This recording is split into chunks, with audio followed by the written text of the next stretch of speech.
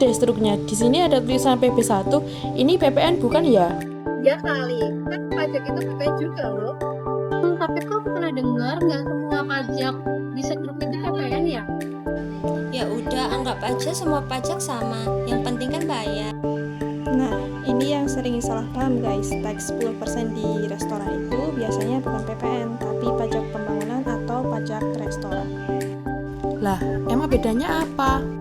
Gini, kalau PPN, pajaknya itu dipungut oleh pemerintah pusat melalui DJP. Jadi masuk ke kas kerja ya? Betul. Nah, kalau yang di struk restoran ini, pajaknya itu dipungut oleh pemerintah daerah.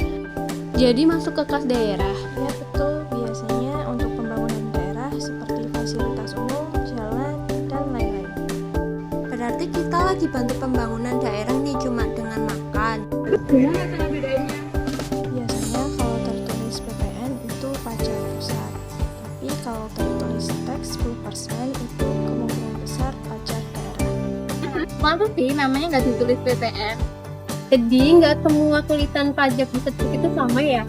Nah, ini penting banget. Intinya PPN itu pajak pusat dipungut oleh DJP, kalau pajak restoran atau PB1 itu dipungut oleh pemerintah daerah. Berarti kita harus ngikutin itu ya? Iya, biar nggak salah ya. Aku pikir semua pajak itu PPN, ternyata beda-beda ya. Jadi kalau makan di resto terus ada tax 10%-nya itu bukan PPN ya? Itu pajak daerah bukan pajak pusat. Wah, cuma dari makan kita dapat ilmu baru nih. Belajar sambil makan nih. Mantap. Siapa nih yang mau bayar? Jadi kesimpulannya, tax 10% di restoran itu bukan PPN ya guys, melainkan pajak restoran atau PB1 yang dipungut oleh pemerintah daerah. Sedangkan PPN itu pajak yang dipungut oleh pemerintah pusat atau DJP. Jadi jangan salah kita membaca struk ya, karena tidak semua pajak itu PPN.